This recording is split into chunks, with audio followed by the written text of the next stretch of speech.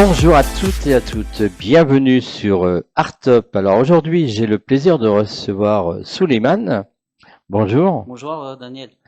Alors Souleymane, qui nous fait des scénarios de séries et de films, Entre autres, oui. entre autres, Entre et autres. qui écrit également des romans. Exactement, je suis scénariste, auteur et aussi je fais du consulting sur des scénarios de films.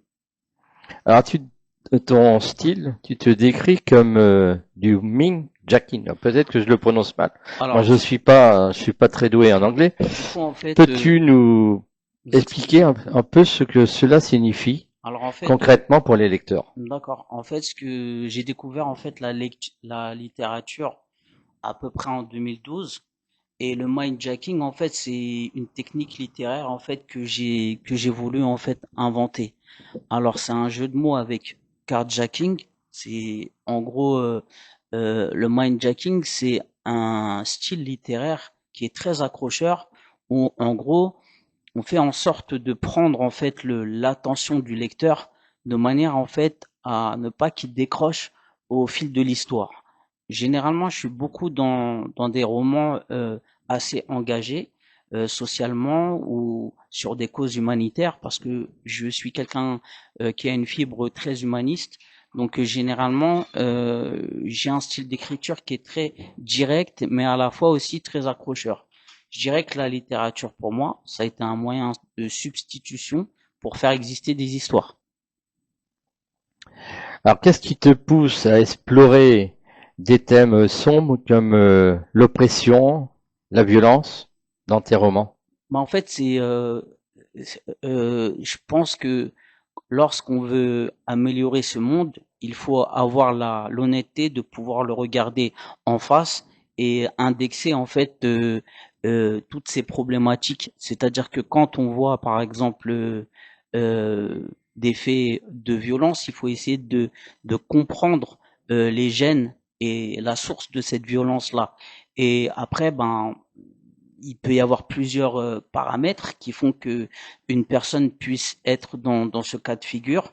Mais il y a des choses qui sont, par exemple, des fois plus violents que ce qu'on peut voir. Par exemple, l'indifférence des politiciens par rapport aux classes populaires, des fois, c'est une autre forme de violence que j'aborde aussi dans mes romans.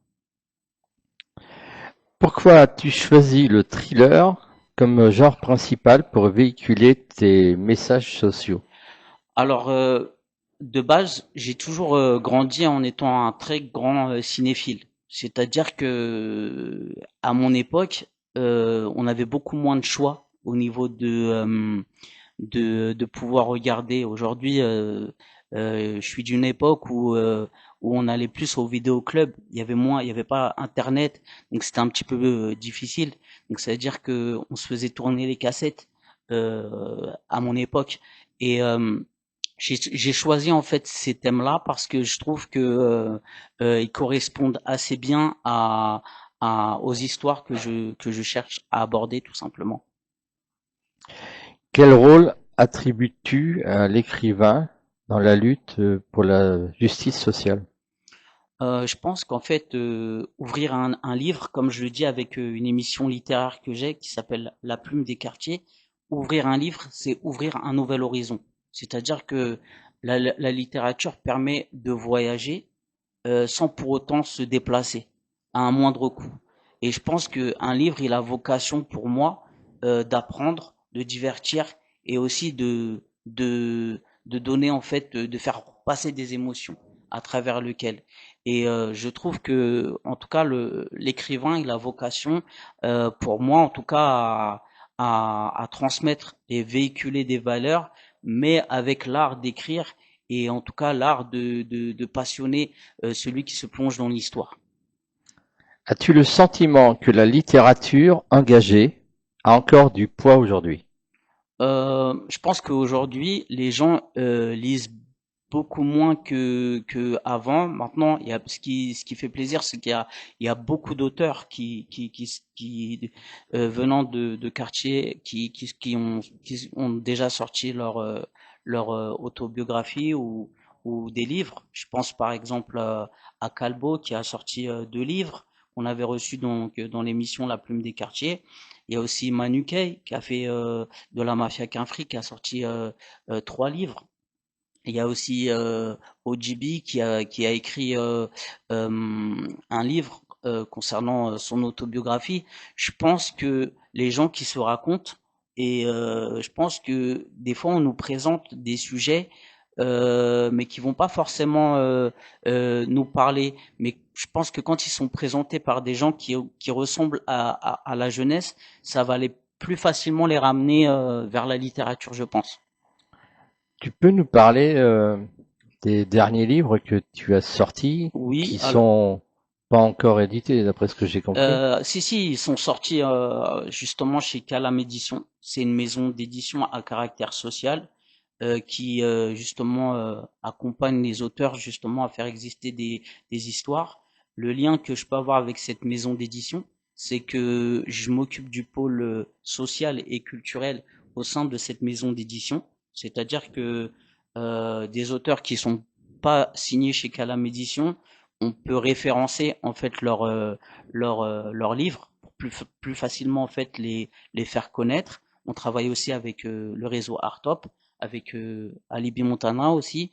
On travaille également avec différentes journaux comme par exemple le journal malien Le Phare.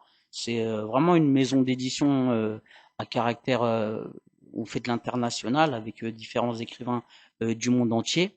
Et à travers, pour revenir à ta question, euh, il y a deux romans, enfin il y a une autobiographie d'un entrepreneur qui s'appelle Jamel Al-Rashidi, qui est PDG d'une marque de vêtements, qui raconte justement son, son vécu à travers son autobiographie, qui s'appelle Keeping Fight, qui est le nom de sa marque de vêtements.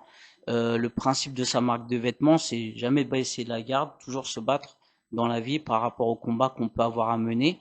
Et la particularité de ce livre-là, c'est que il a été conceptualisé en 12 chapitres qui représentent en fait 12 comme 12 rondes d'un match de boxe avec des thématiques universelles sur lesquelles chaque jour dans la vie on doit se battre pour différentes choses. Et pour le livre Froid comme la morgue, c'est un thriller psychologique, c'est l'histoire en gros de 2 agents de police qui sont en mission d'infiltration sur un caïd dans le milieu de la pègre corse. En gros, qui traque justement un suspect et à l'occasion justement de cette filature-là, il va y avoir un assassinat dans lequel un sans-abri est malheureusement du coup témoin de cette exécution et duquel en fait une chasse à l'homme, on va dire, s'engage à travers le fait de retrouver ce témoin-là. Et en gros, on est plongé dans un univers social où les plus démunis, malheureusement, sont beaucoup laissés de côté.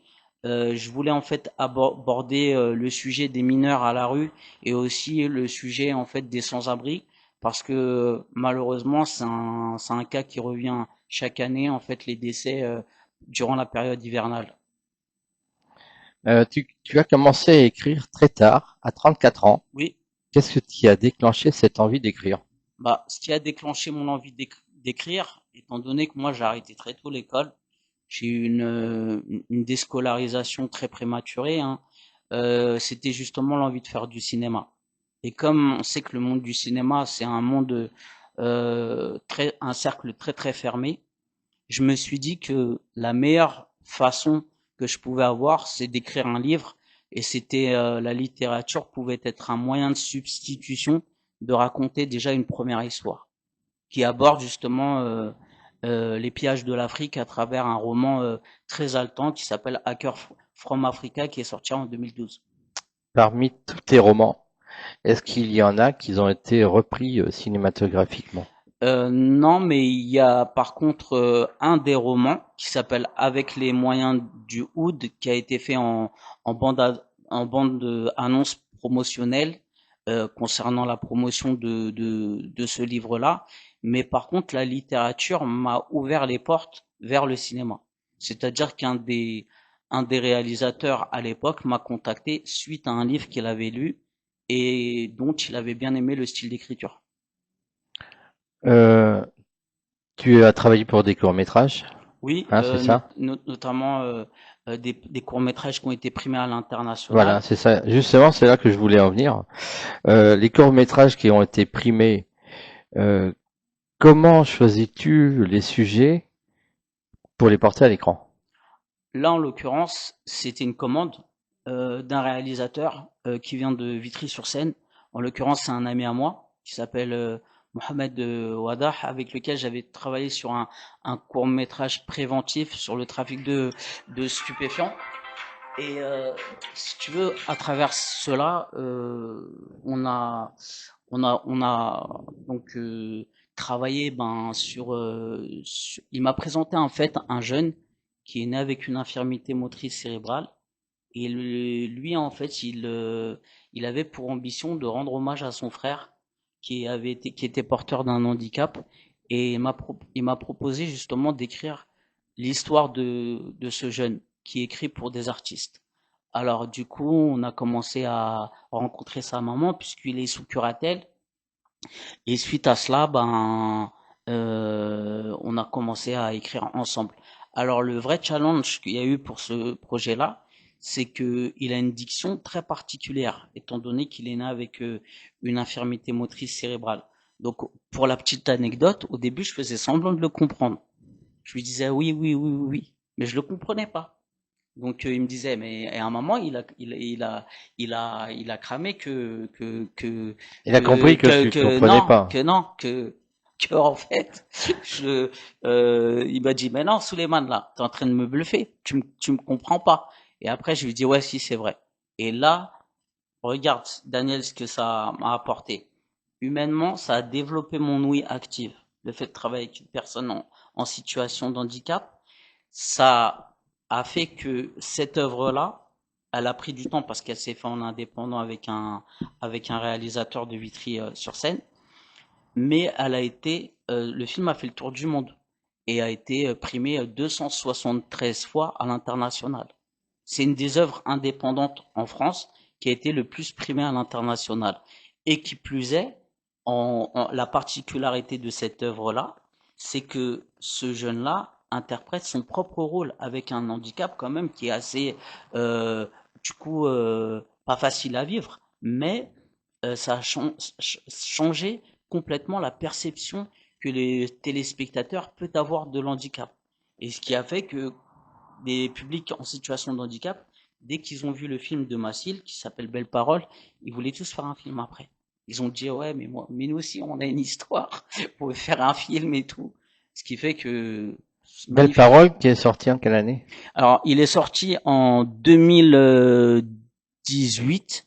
Après, il y a eu, tu sais, la période avec le Covid. On avait fait l'avant-première à Stein, à l'espace Paul Éluard à l'époque. Il y a eu cette période justement de Covid et à partir où il y a eu une accalmie, je crois que c'était en 2020 si je me trompe pas dans les dates, il a été inscrit dans les plus grands festivals et là en fait il est monté en flèche crescendo et il a arraché vraiment euh, énormément de prix à l'international. Ce qui m'a d'ailleurs ouvert les portes sur le monde des médias, sur justement l'émission La Plume des Quartiers sur Radio Fréquence Paris Pluriel et sur aussi Radio TV Kardèche avec le talk show, le Don't Give Up Show. La plume des quartiers? Tu peux nous parler de... Oui, bien sûr. C'est une association? Non, La Plume des Quartiers, c'est le nom d'une émission D'accord. littéraire qui est sur Radio Fréquence Paris Pluriel. Sur la bande FM, la fréquence c'est 106.3. C'est une émission que j'anime avec Jamel et Kikim de Bondy, de l'association Bondy fait son film. C'est une émission qui a lieu tous les troisièmes jeudis du mois, de 17h à 18h en direct, dans lequel on accueille justement un auteur et duquel on évoque avec lui ce qui l'a impulsé justement à écrire son ouvrage. D'accord. Toi, en tant qu'écrivain, tu mets combien de temps pour écrire un roman? C'est variable, c'est variable. Après, je suis quelqu'un qui a un esprit très fertile et je suis quelqu'un qui aime le challenge. Des fois, ça peut être Ça peut être une commande, comme un scénario. Donc j'ai des deadlines à respecter. Donc tout dépend après de la fréquence dans laquelle on va me demander. Mais en règle générale, je dirais entre 6 et 7 mois. Entre 6 et 7 mois pour bien me relire, pour bien aussi, quand on aborde certaines thématiques, on a un travail de recherche à faire pour être le plus exact possible. Par exemple, pour le film de Massiel, qui a été primé à l'international, il faut savoir que avant de qu'il soit coécrit, on a mis un certain temps avant de le connaître. Ça veut dire que comme lui, en tant qu'artiste, on l'accompagne au studio, on a vu ses qualités, ses défauts, ses sauts d'humeur avec les artistes, et ce qui a plus facilement justement donné une dimension authentique à l'histoire. D'accord. Si tu devais résumer en une phrase le message central que tu souhaites transmettre à travers toute ton œuvre, laquelle serait-ce? D'une œuvre en particulier, De l'ensemble de ton œuvre? soyez vous-même dans votre façon d'écrire, de manière à transmettre votre style et surtout euh, le conseil que je pourrais donner, c'est définissez bien le thème que vous voulez aborder euh, pour, euh, pour vraiment mettre la balle au centre de votre objectif. Ton écriture cinématographique diffère-t-elle de ton écriture romanesque? Et oui, si oui, comment? En gros, pas vraiment parce que, comme je l'ai évoqué, pour moi, la littérature, c'est vraiment un concours de circonstances. Je me suis retrouvé dans la littérature parce que j'avais pas d'autre moyen que de faire exister des histoires. Donc pour quelqu'un qui est pas resté longtemps à l'école, ça a été vraiment un vrai challenge de de pouvoir en fait rentrer dans ce milieu-là. Maintenant, il n'a été que bénéfique pour moi, étant donné que la facilité qu'il peut y avoir dans la littérature, c'est que on écrit au moment où on veut le faire. Tandis que avec le monde du cinéma, il y a un plateau de tournage, il y a une organisation, on coordonne les euh, les euh, les acteurs et parfois un acteur il est bon comme il peut être mauvais. Par exemple, il m'est arrivé des fois de d'écrire des scénarios et j'ai trouvé que, par exemple, des acteurs, ils pouvaient être en dessous de ce qu'on peut écrire. C'est une réalité aussi. Donc c'est pour ça que la littérature, c'est une vraie liberté de pouvoir faire exister des histoires avec l'intensité qu'on peut y mettre. Tu t'inspires de quoi pour écrire tes romans? Généralement de tout ce qui m'entoure. Ouais. Après, étant habitant de la Seine-Saint-Denis, je pense que tu imagines il y a pas mal de choses à, Il y a pas mal de choses à dire. ouais, il y a pas mal de choses à dire. Et je Exactement. trouve que, et après les histoires sont vraiment très variables. Là, actuellement, j'écris sur le sujet de l'hypersensibilité. C'est pas des sujets, en fait, j'aime me renouveler et j'aime aussi, je m'intéresse à l'être humain, en fait. C'est ça qui fait ma Tu aimes les particularité. challenges. Ouais, j'aime les challenges et je m'intéresse à l'être humain. D'accord. C'est-à-dire que j'aime aller vers des sujets qui soient variés et aussi d'intérêt collectif. Je pense que c'est la mission est remplie comme ça. Quels sont tes projets pour 2026? Alors pour le 2026, on a un projet qui sort sur le harcèlement scolaire avec l'association Bondif et son film qui s'appelle Warning, dans lequel on pourra trouver l'acteur Samina Seri. Donc c'est l'histoire d'une jeune fille qui rejoint un nouveau collège. Elle est atteinte d'une maladie oculaire qui est un glaucome et ce qui lui vaut un surnom, une raillerie. Les gens l'appellent Warning parce qu'elle cligne beaucoup des yeux et ça raconte son histoire. Là, ce projet cinématographique est en cours de fin de montage et on pourra le découvrir très prochainement. D'accord. Et là, actuellement, bah, mon actualité littéraire, c'est l'autobiographie de Jamel Arachidi qui est Keeping Fight directement sur le site de Calam Édition.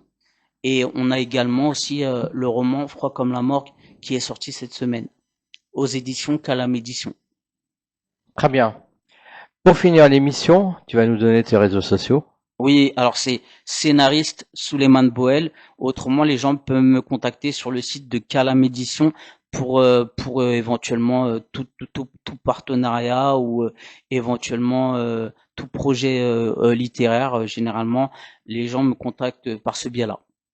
Ok. Eh ben écoute, merci d'être Merci passé beaucoup sur Daniel Artop. et on va s'écouter le son de Keeping Fight Absolument. du coup qui a été fait pour l'ouvrage de Jamel et restez fort et puis on vous donne rendez-vous aussi sur l'émission le Don't Give Up Show une fois par mois dès le mois d'octobre et aussi sur Radio Fréquence Paris Pluriel tous les troisièmes jeudis du mois de 17h à 18h. N'hésitez pas si vous êtes jeune auteur de nous contacter et on parlera de votre roman.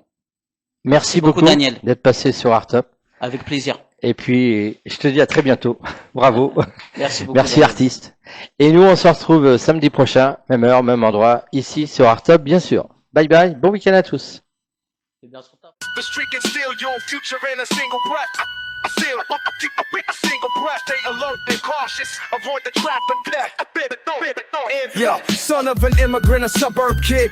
Jamal's story begins. A childhood touched by danger, haunted by sins. Each scar a reminder, a mark of this fight. Not born to falter, but to conquer the night. You saw the eyes change, where pockets will bare when you're alone with your mother. In streets full of staring shadows of orphanages. Returning from Morocco's land, Jamal's childhood vanished, slipping from his hand. Separated from his mom by social's decree. He continued his journey, striving to be free. Despite the hardships, the streets cold was embraced. He met both cold-hearted souls and those who shoot in haste. The streets are our pages, the asphalt our book. We carry our scars, our secrets, the pain that we took.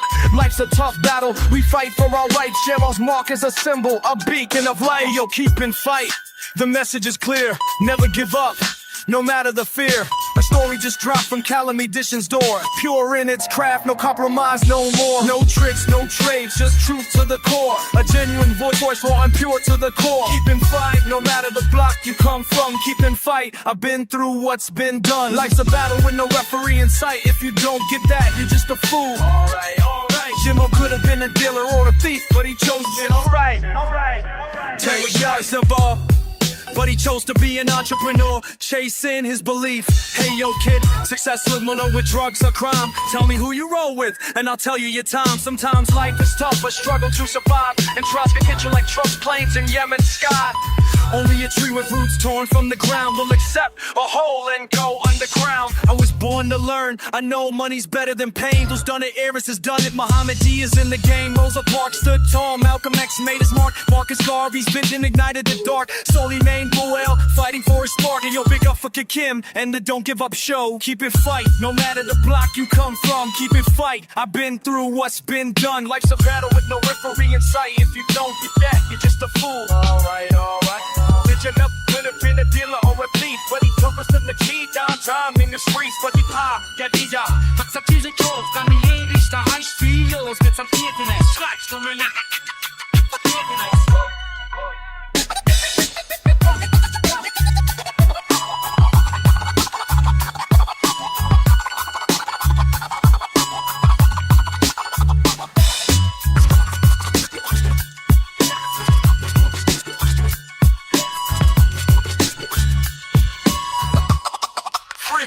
Street. The street can steal your future in a single breath. Stay alert and cautious. Avoid the trap of death. From the river to the sea, Palestine will be free. From the river to the sea, Palestine will be free.